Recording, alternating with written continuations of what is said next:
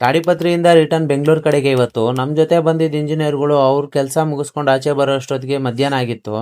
Highway reach ಆಗ್ತಿದ್ದಂಗ್ಲೆ ಅನಿಸಿತ್ತು, ದೇವ್ರೆ ಎಲ್ಲ ಊರಲ್ಲೂ ರಸ್ತೆ ಚೆನ್ನಾಗಿದ್ದಾವೆ, ನಮ್ಮ ಬೆಂಗಳೂರಲ್ಲಿ ಯಾವಾಗಪ್ಪ ರಸ್ತೆ ಚೆನ್ನಾಗಾಗೋದು ಅಂತ. ಸತ್ಯ ಹೇಳ್ರಿ, ಸುಳ್ಳು ಹೇಳಕ್ ಹೋಗ್ಬೇಡಿ. ದೇವರಣೆಗೂ ನಿಜಾನೇ ಹೇಳ್ತಿದ್ದೀನಿ ಸರ್. 3 ತಿಂಗಳಲ್ಲಿ 2 ಸತಿ ವೀಲ್ ಬೇರಿಂಗ್ ಹಾಕ್ಸಿದ್ದೀನಿ. 1 ವರ್ಷಕ್ಕೆ ಬರಬೇಕಾಗಿರೋ ಶಾಕ್ ಅಬ್ಸರ್ಸು 6 ತಿಂಗಳಿಗೆ ಢಮಾರ ಬಿಟ್ವು.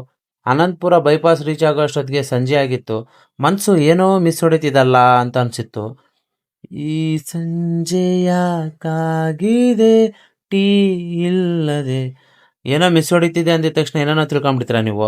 ಪೆನ್ಗೊಂಡ ಕ್ರಾಸ್ ಮಾಡ್ತಿದ್ದಂಗ್ಲೇ ನಮಗೆ ಸೋಮನ್ ಪಲ್ಲಿ ಅಂತ ಸಿಗುತ್ತೆ. ಬೆಂಗಳೂರು ಹೋಗೋವಾಗ ರೈಟ್ ಸೈಡಲ್ಲಿ ನಿಮಗೆ ಈ ಹೋಟ್ಲ್ ಕಾಣಿಸುತ್ತೆ, ಇರಾನಿ ಚಾಯ್ ಅಂತ. ನಾನು ಈ ಹೈವೇಲಿ ಯಾವಾಗ ಬಂದ್ರೂ ತಪ್ಪದೇ ಇಲ್ಲಿ ಟೀ ಕುಡಿತೀನಿ, ಯಾಕಂದರೆ ಇಲ್ಲಿ ಟೀ ಟೇಸ್ಟ್ ಆ ಥರ ಇರುತ್ತೆ. ನೀವು ಯಾರಾದರೂ ಬಂದು ಇಲ್ಲಿ ಟೀ ಕುಡ್ದಿದ್ರೆ ದಯವಿಟ್ಟು ಕಮೆಂಟ್ ಬಾಕ್ಸಲ್ಲಿ ತಿಳಿಸಿ. ನಮ್ಮ ಜೊತೆ ಬಂದಿದ್ದ ಗೆಸ್ಟೂ ಫುಲ್ಲು ಫಿದಾ ಆಗೋಗ್ಬಿಟ್ರು, ಒಳ್ಳೆ ಟೀ ಕೊಡಿಸಿದ್ದೀರಾ ಅಂತ.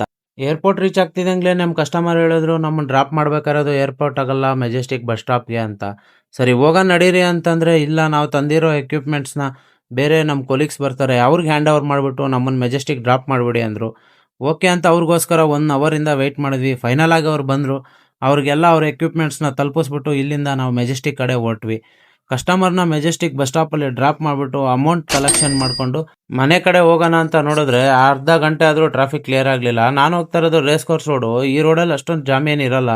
ಯಾಕಪ್ಪ ಅಂತ ಬಂದು ನೋಡಿದ್ರೆ ಪ್ರೈವೇಟ್ ಬಸ್ನವ್ರು 2 ಕಡೆನೂ ತೊಗೊಂಬಂದು ನಿಲ್ಸ್ಬಿಟ್ಟಿದ್ದಾರೆ. ಈ ಟ್ರಾಫಿಕ್ಕಿಂದ ಆಚೆ ಬರೋ ಅಷ್ಟೊತ್ತಿಗೆ ಸುಮಾರು 1-1.5 ಅವರ್ ಟೈಮ್ ಹಿಡಿತು. ಎಲ್ಲ ಜಾಲಿ ಜಾಲಿ ಅನ್ನೋ ಅಷ್ಟೊತ್ತಿಗೆ ಹೊಟ್ಟೆ ಎಲ್ಲ ಖಾಲಿ ಖಾಲಿ ಅಂತ ಇತ್ತು.